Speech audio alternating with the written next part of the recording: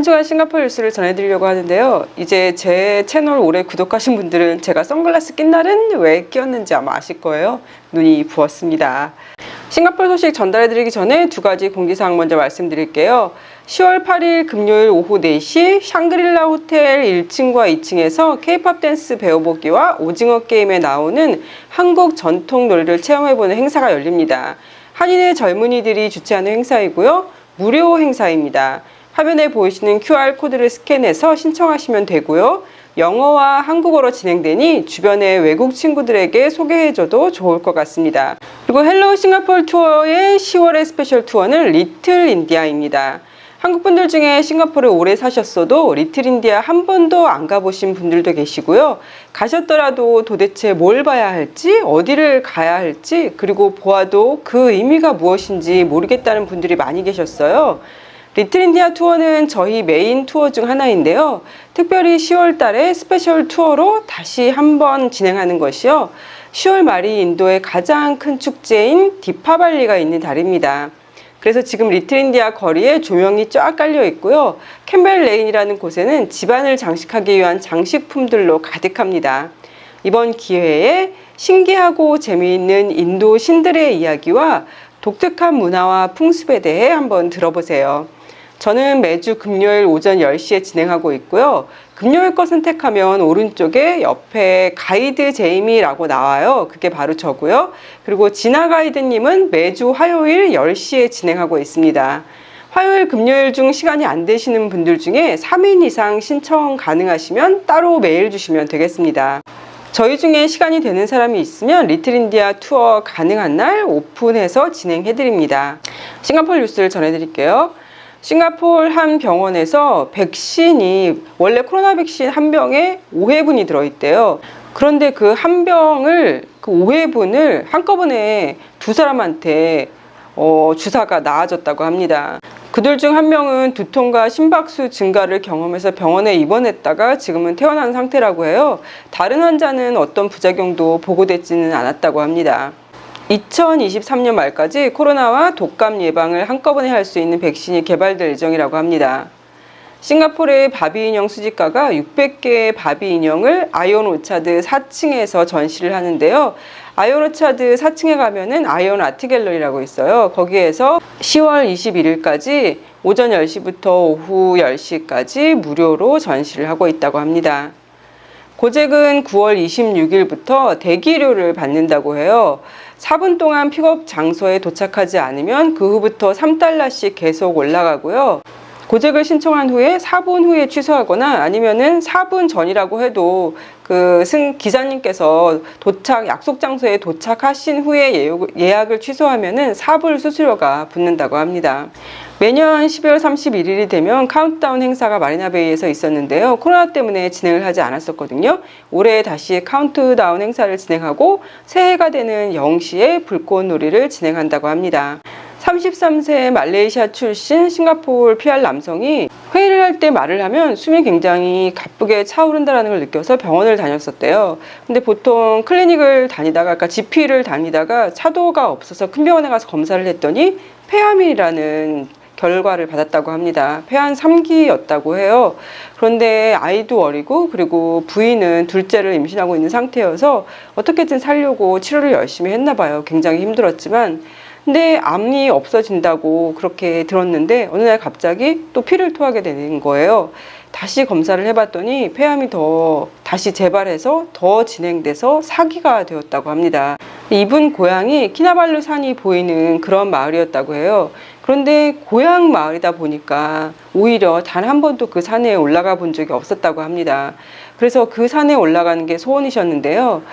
와이프랑 같이 계단 오르기를 꾸준히 연습하고 그리고 동생과 함께 키나발루 산에 올랐는데 정상 끝까지 오르지는 못했지만 그래도 후회는 없고 그리고 산 위에서 Lung cancer will not keep me down 이라는 팻말을 들고 사진을 찍었어요. 근데 그게 이제 싱가포르 국립암센터 선생님한테 영감을 주셔가지고 그 암병원 센터에서는 계단 오르기 어떤 동호회 같은 걸 만들어서 폐암 환자와 그 가족들과 함께 계단 오르기를 하고 있다고 합니다. 동남아시아 해안 도시들이 세계적으로 가장 빠르게 가라앉고 있다고 해요. 연구 자료에 의하면 자카르타는 매년 4.4mm 비율로 가라앉고 있고 호치민은 16.2mm로 가라앉고 있는데요. 이거는 지구온난화로 인해서 해수면 상승도 있고, 그리고 또 한 가지는 과도한 지하수 채취가 두 도시의 땅 침하의 주요 원인이라고 합니다. 물이 흐르는데 그 물을 다 뽑아내니까 그만큼 공간이 비잖아요. 그래서 땅이 점점 계속 가라앉고 있다고 합니다. 싱가포르 같은 경우에는 2100년까지 최소 1m 해수면이 상승할 것으로 보고 있다고 합니다. 작년에 싱가포르에서 버려진 플라스틱 쓰레기의 단 6%만이 재활용이 되었다고 해요. 그래서 재활용을 유도하기 위해서 2024년 중반까지 캔이나 병 음료를 사 마실 경우에 거기에 10에서 20센트를 더 추가로 금액을 내야 되고, 나중에 자판기에다가 캔이나 아니면 그 플라스틱 병을 넣었을 경우에 다시 10에서 20센트를 돌려주는 그런 거를 기획하고 있다고 합니다. 현재도 하고 있거든요. 근데 현금으로 돌려주는 건 아니고, 예를 들어서 페어플러스에서 사용할 수 있는 금액을 뭐 적립을 해준다거나 이런 식으로 하고 있거든요. 그런데 지금은 그 자판기가 한 50여 개밖에 없어서 모두들 사용하기가 힘들어요. 하지만 그 자판기도 한 400대로 늘릴 예정이라고 합니다. 1990년대부터 21세기까지 시간이 흐르면서 중국의 증가하는 힘을 보고 있고, 그리고 싱가포르는 중국 경제도 활용할 필요가 있다라고 얘기를 하고 있어요. 싱가포르에 있는 기업들은 꼭 중립을 지켜야 된다고 설명을 하고 있으면서, 그리고 내가 중립을 지키고 있다는 거를 상대 국가의 회사한테 꼭 보여줘야 된다고 얘기를 하고 있어요. 그래서 미국이나 중국, 그리고 심지어 대만의 공급업체와 계약을 종료하기로 결정을 한다면 그냥 계약 종료 이렇게 끝나는 게 아니라 왜 내가 이거를 종료하게 됐는지 상업적 근거를 설명하라고 얘기를 하고 있습니다. 왜냐하면 미국이나 중국이나 대만 업체한테 어떤 정치적인 이유 때문에 계약을 종료하는 게 아니다라는 거를 확실하게 심어주라라고 얘기를 하고 있어요. 그리고 또한 이 사업가들도 정치적인 성향이 있을 거 아니에요. 약간 미국 편의 사람들이 있을 수도 있고 중국 편의 사람들이 있을 수도 있고요. 하지만 사업을 결정할 때 절대 정치적인 성향과 혼동하지 말고 그 사업을 결정할 때는 순전히 그냥 사업적인 것만 보고 결정하라 라고 조언을 하고 있습니다. 브로드웨이 역사상 가장 오래 지속된 쇼인 오페라의 유령이 내년 2월에 마지막으로 공연을 하고 문을 내린다고 합니다. 30세 미만 인구 14억 명 중 약 70%를 차지하는 대륙이 아프리카라고 합니다.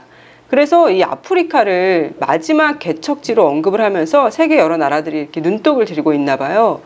그 전에는 일본이 많이 투자를 했나 봐요. 1993년도에 이미 아프리카 개발을 하려는 어떤 메커니즘이 출발을 했고요.